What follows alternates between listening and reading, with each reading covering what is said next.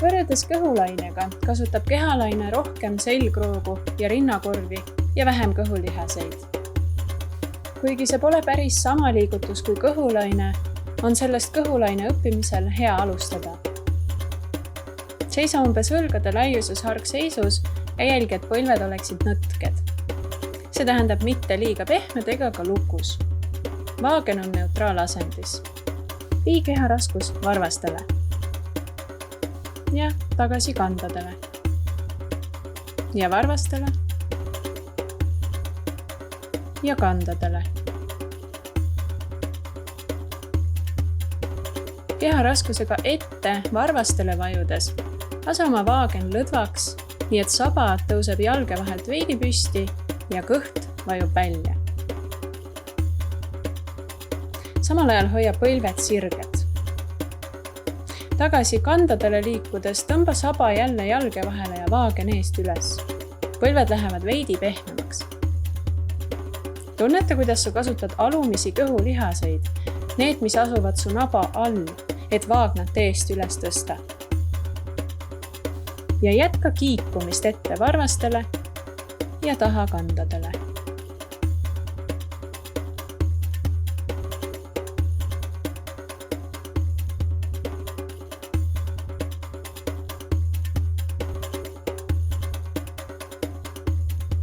Nüüd hoia puusad neutraalasendis ja libistama rinnakorvi horisontaaltasandil ette, nii et keharaskus läheb ette varvastele.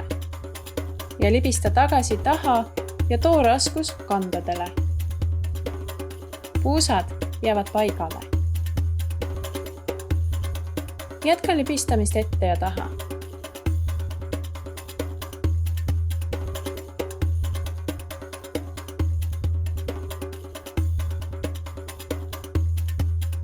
Taha libistades kasuta ülemisi kõhulihaseid, mis asuvad kohe rinnakorvi all. Hoia õlad ja ülaselg lõdvestunud.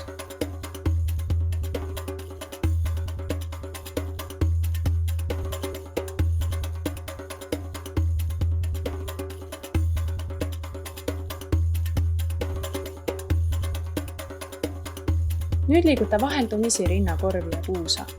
Kujuta ette, et sinu rind ja puus on nagu sahtlid, mida sa saad kinni ja lahti teha. Alusta rinnast. Libista rind koos keharaskusega ette ja tagasi taha. Nagu teeksid sahtli lahti ja paneksid jälle kinni. Nüüd libista puus koos keharaskusega ette ja tagasi taha. Ja jälle rinnasahtel lahti ja ülemisi kõhulihaseid pingutades libista rinnasahtli jälle kinni. Ja viin puusad sirgetel põlvedel koos keharaskusega ette, vaagen lõdvestub ja kõht vajub välja ja toon puusad keharaskusega jälle tagasi. Puusasahtlit avades alumised kõhulihased lõdvestuvad ja sahtlit sulgedes pingutan alumised kõhulihased ja tõstan vaagna üles, põlved lähevad pehmeks. Teen korda mööda. Rind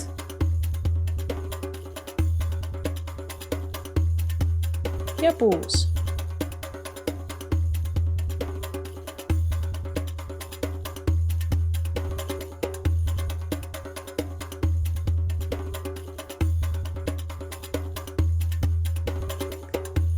Järgmisena tee rinnasahtel lahti ja jäta see lahti.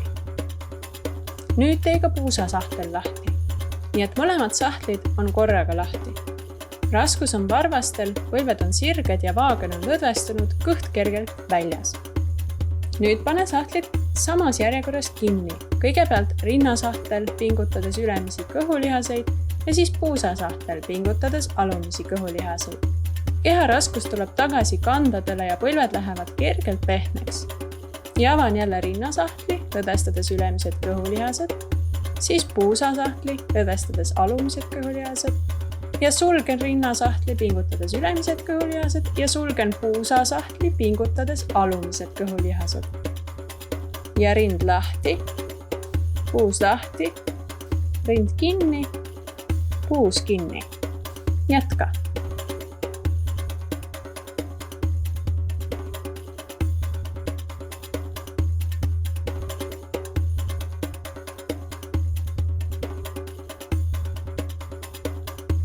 Tee nüüd sahtlite avamine ja sulgemine üheks sujuvaks liikumiseks, et ühe liigutuse lõpp ja teise algus sulanduvad sujuvalt ühte. Tunne, kuidas su selgroog justkui lainetaks.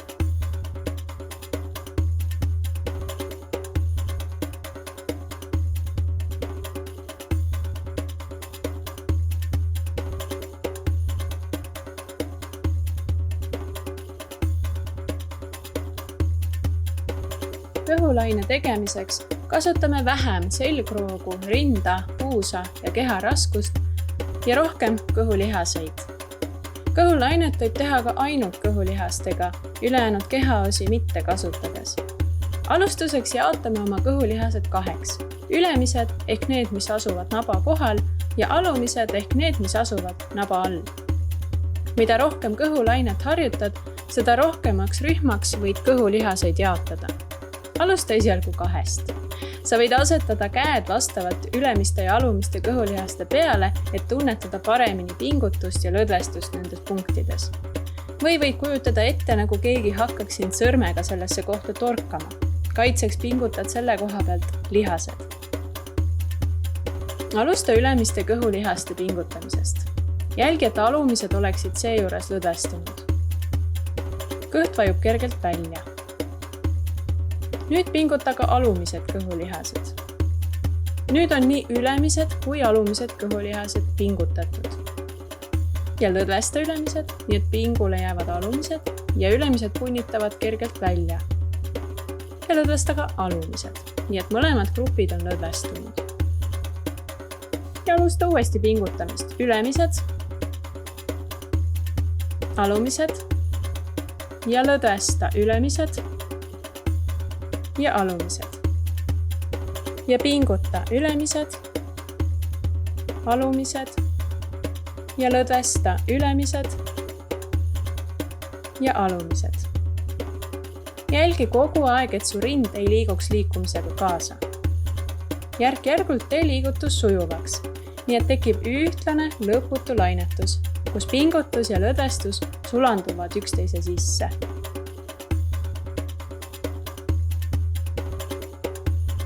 Et harjutuse taset veidi tõsta, võid jaotada kõhulihased rohkemateks eri punktideks ja alustada pingutusega ülevalt alla, liikudes sõrmedega mööda kõhtu alla ja pingutades lihaseid selles punktis, kus sõrmed parasjagu asuvad. Võid kujutada ette ka, nagu vooliksid taignarulliga mööda kõhtu alla, pingutades just ja ainult seal, kus taignarull parasjagu asub. Ja proovi ka teistpidi. Alusta lihaste pingutamist alt üles. Pinguta alumised, pinguta ülemised, lõdvesta alumised, lõdvesta ülemised. Pinguta alumised, pinguta ülemised, lõdvesta alumised, lõdvesta ülemised. Ja tee liikumine sujuvaks.